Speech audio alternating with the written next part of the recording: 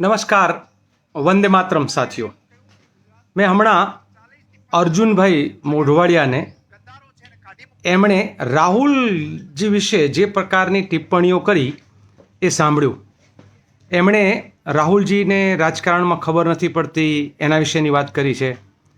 એ જ રાહુલજી કે જેમણે અર્જુનભાઈને ગુજરાતના વિધાનસભાના વિરોધ પક્ષના નેતા તરીકે અને પછી પ્રદેશ પ્રમુખ તરીકે ગુજરાતમાં સમગ્ર કોંગ્રેસના કાર્યકર્તાઓના મોભી તરીકેનું સ્થાન આપેલું. એ જ અર્જુનભાઈ કે જે રાહુલ ગાંધીને મળવા માટે ભારત જોડો યાત્રામાં પાછળ પાછળ ફરતા હતા. એ જ અર્જુનભાઈ જે રાહુલજીની મુલાકાતો માટે સમય માગતા હતા. હું સામાન્ય રીતે કોઈ વ્યક્તિના વિરુદ્ધમાં ન બોલું, પરંતુ સીધું, કારણ કે કોંગ્રેસમાંથી એમણે વર્ષો સુધી કોંગ્રેસના કાર્યકર્તાઓ સાથે કામ કર્યું છે, એ પણ કોંગ્રેસમાં રહ્યા છે. પરંતુ જે પ્રકારે આજે અર્જુનભાઈ રાહુલજી વિશે બેફામ ઉચ્ચારણો કર્યા એના ઉપરથી તો એવું જ લાગે છે કે રાહુલજી શા માટે અર્જુનભાઈને મળવાનું ટાળતા હતા. શા માટે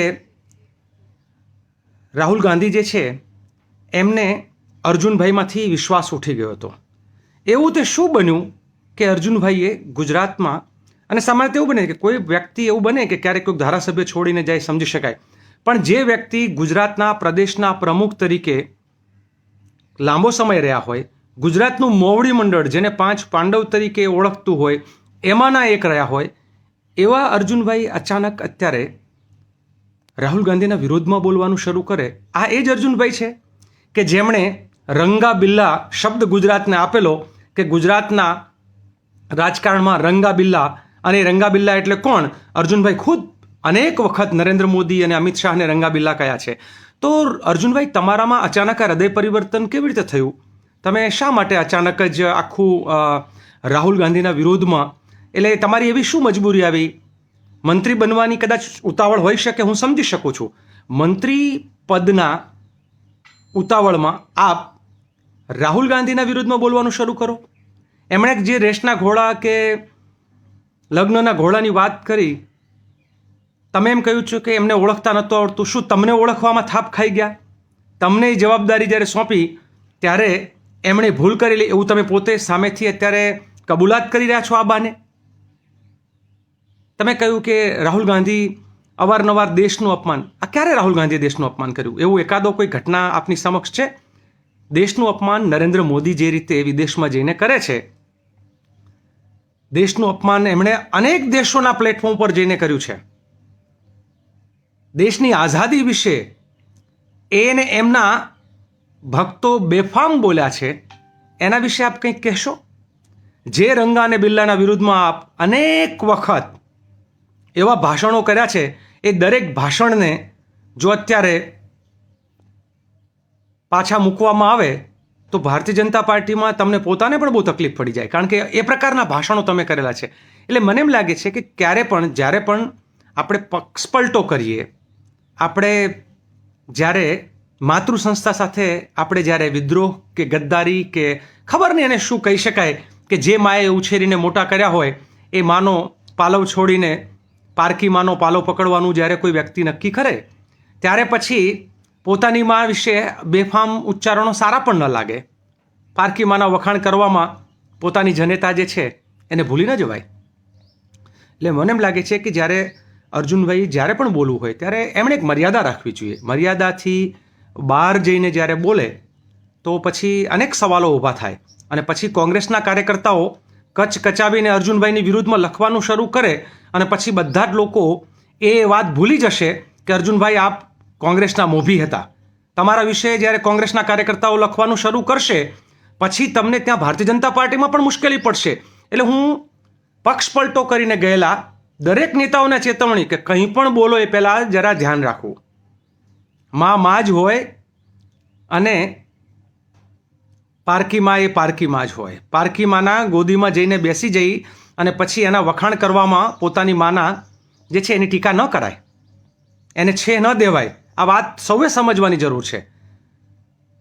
કોણ શેના માટે ગયા એના ઊંડાણમાં નથી જતો, પરંતુ રાહુલજી અનેક વખત કહે છે કે મોટાભાગના લોકો રાજનીતિમાં જ્યારે પરિવર્તન કરે છે, પાર્ટી છોડે છે, ત્યારે એ કોઈ સમાજ સેવા માટે નહીં, કોઈ દેશ માટે થઈને નહીં, રાજ્ય માટે થઈને નહીં, રાજ્યના પ્રશ્નો માટે થઈને નહીં, માત્ર ને માત્ર સત્તા ભૂખના કારણે કાં તો પછી એમને અનેક ભ્રષ્ટાચારો જે કર્યા હોય એમાંથી સરકારની સામે બચવા માટે થઈને સરકાર જે છે ક્યાંય એમને જેલમાં ના પૂરી દે, અમુક લોકો એના માટે સત્તા પરિવર્તન એટલે પક્ષ પરિવર્તન કરતા હોય છે. અમુક લોકોને જ્યારે ખબર પડે કે અત્યારે પવન કોઈ જુદી દિશાનો છે ત્યારે અને અહીંયા સંઘર્ષ કરવો પડે છે, ત્યારે સંઘર્ષથી ભાગીને ખૂબ ઝડપી સત્તા અને સંપત્તિ જે છે એકઠી કરવા માટે થઈ અને પક્ષ પરિવર્તન લોકો કરતા હોય છે. અમુક લોકો જે છે એ સન્માન મેળવવા માટે જલ્દીથી મંત્રીઓ બની જવું છે, અચાનક હોદ્દાઓ મેળવી લેવા છે. અહીંયા હોદ્દાઓ મળી ગયા છે, શું મળે હોદ્દો? હવે વિપક્ષના નેતા બની ગયા, પક્ષના પ્રમુખ બની ગયા, એનાથી ઉપરનો હોદ્દો તો રાજ્યમાં કંઈ હોતો નથી. રાષ્ટ્રીય પ્રમુખનો હોય જે જગ્યા ખાલી નથી, તો હવે કોઈ હોદ્દા માટેની શક્યતાઓ નથી. એટલે પછી પોતાના પદને ખબર પડી કે હવે આનાથી મોટું પદ મળે એમ નથી, માટે પક્ષ પરિવર્તન કરીને પદ મેળવવાનું, એટલે સત્તા, સન્માન, સંપત્તિ અને સુરક્ષા. સુરક્ષા એ ઘણી બધી રીતે સુરક્ષિત થવા માટે આ બધી લાલચમાં લોકો પક્ષ પરિવર્તન કરતા હોય છે. અને હું એવું માનું છું કે જેને પણ પક્ષ પરિવર્તન એમની જે મજબૂરી હોય, અનેક કારણો હશે. ક્યારે હું વ્યક્તિગત કોઈના ઉપર ટીકા ટિપ્પણીમાં પડવા માગતો જ નથી, પરંતુ હવે તમે જ્યારે રાહુલ ગાંધી વિશે બેફામ બોલવાનું શરૂ કરો તો પછી તો કોંગ્રેસના કાર્યકર્તાઓ કચકચાવીને સામે આવશે. એ ભૂલી જશે અર્જુનભાઈ કે એક સમય તમે કોંગ્રેસના મંચ ઉપર બેઠા હતા, તમારી અદબ જાળવી હતી, એ અદબ જાળવવાનું કોંગ્રેસના કાર્યકર્તાઓ બંધ કરી દેશે. એટલે બોલવામાં બહુ જ વિવેક રાખવો જોઈએ, બહુ જ વિવેક રાખવો જોઈએ. કોના ધંધા, કોની ભાગીદારી, કોની સાથે શું. રાહુલજીએ બહુ જ સાચી વાત કરી છે કે કોંગ્રેસમાં રહીને ભાજપનું કામ કરતા હતા, એના કરતાં તો સામે ચાલે જાય એ જ સારું. કદાચ આ તમે વહેલું કર્યું એમ ખબર પડી હશે આપને પણ કે કોંગ્રેસમાં રહીને હવે નહીં થઈ શકે. એટલે વ્યક્તિગત ટીકા ટિપ્પણીઓ જ્યારે કરવાની કોશિશ કરશો અને એમાં રાહુલ ગાંધી ઉપર પ્રહાર કરશો, ત્યારે તો કોંગ્રેસના કાર્યકર્તાઓ કચકચાવીને જવાબ આપશે. તો જરા જાળવી જવું. આપને હજુ મંત્રી બનવાનું છે, એટલે મંત્રી બનવા માટે દબાણ હોઈ શકે.